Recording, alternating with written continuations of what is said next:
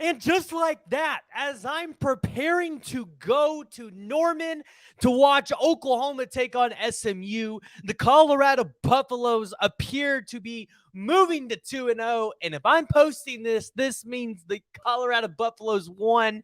Right now, the score is sitting 36-7 with a little under 4 minutes left in this game. But Shadeur Sanders and Deion Sanders, they have done it again. And y'all, Coach Prime is putting the world on notice. And although we watched this Colorado team in the first half and there were questions, if you didn't watch this Colorado team in the first half against the Nebraska team that realistically, guys, actually put out a comparable defense. And if Nebraska had a quarterback that didn't turn the ball over, Nebraska actually might be a little scary. But ultimately, Colorado goes out here and they take care of what they need to take care of to get this win. Shadeur Sanders, as it sits, 31 of 42, 393 yards, 2 touchdowns through the air, by the way. Yeah, I think he had one that I just watched through the ground. How is this man not going to be in the Heisman race? How can you keep him out? Because Shadeur Sanders is a bad dude. He's going to be there. You see the rushing attack for Colorado, as we talked about in the pregame preview of this game as a whole. We talked about how Colorado's got to get better on the rushing side. Dylan Edwards still only has 9 carries for 55 yards. Listen, this is a concern for me. If Colorado cannot rush the ball effectively, somebody is going to take away their passing game, which is what you were starting to see in the first half before the momentum pretty much switched from Colorado or from Nebraska to Colorado. Because Jeff Sims, I'm going to be honest, does not look that good. He threw a pick. He just can't get in sync with that offensive line, has a fumble. I'm not liking what Nebraska has there.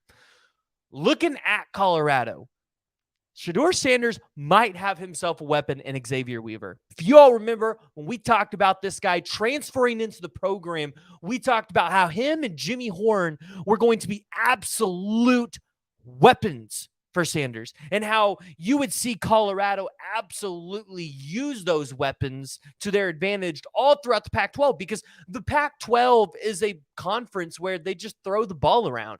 And you know what? If they can throw the ball around and they have a good rushing attack, usually that's a team that you see in the college football playoffs or the national championship, wherever that sits. So that's probably the biggest question for Colorado as it sits today. Can they get this rushing attack together?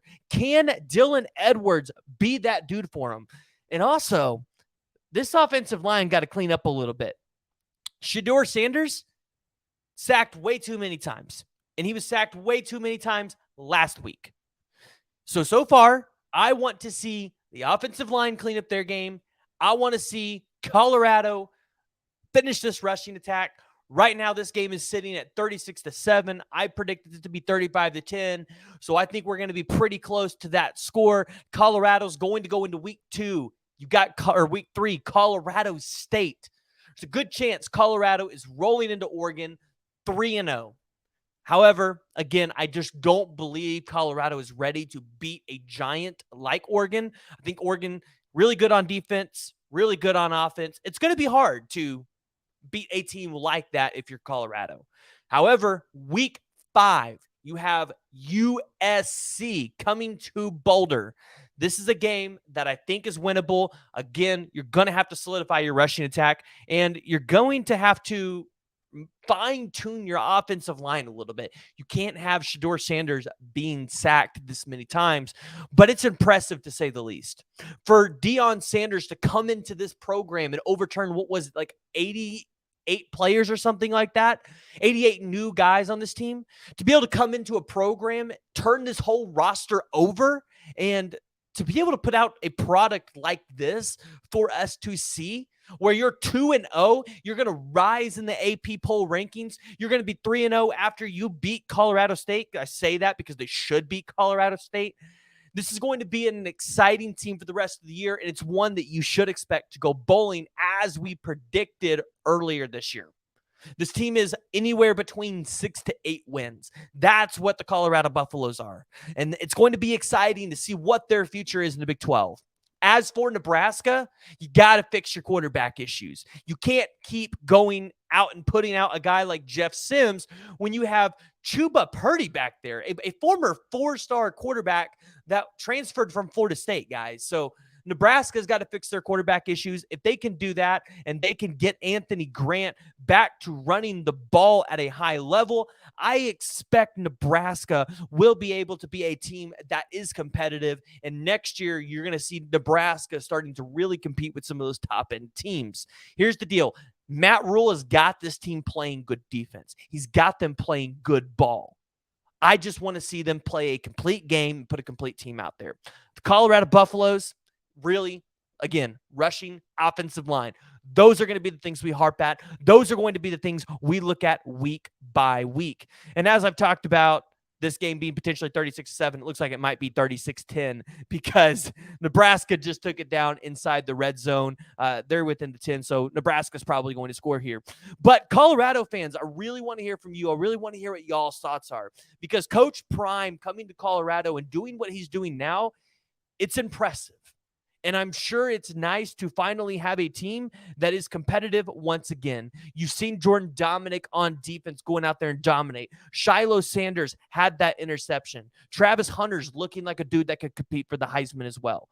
You got to love what you're seeing from this team. And you got to love what the upcoming schedule has in favor for Colorado, where you're going to probably be able to beat a Stanford. You're probably going to be able to beat an Arizona State and an Arizona.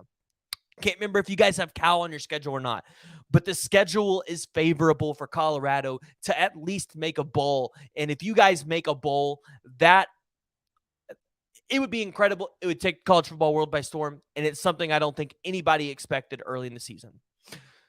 But in a weekend where you guys have massive recruits on campus, getting a win like this against your rival, and I'm just kind of stalling here to wait to see if Nebraska scores so we can kind of see where we're going to end up with this game. If you guys can continue to keep this momentum, you know you have big-time prospects looking at your program. So, guys, go ahead, jump down in the comments below. Let me know what y'all's thoughts are. Coach Prime, it looks like it's going to be 36-14 at the end of this game. It's exciting. Jump down in the comments below and let me know what y'all's thoughts are.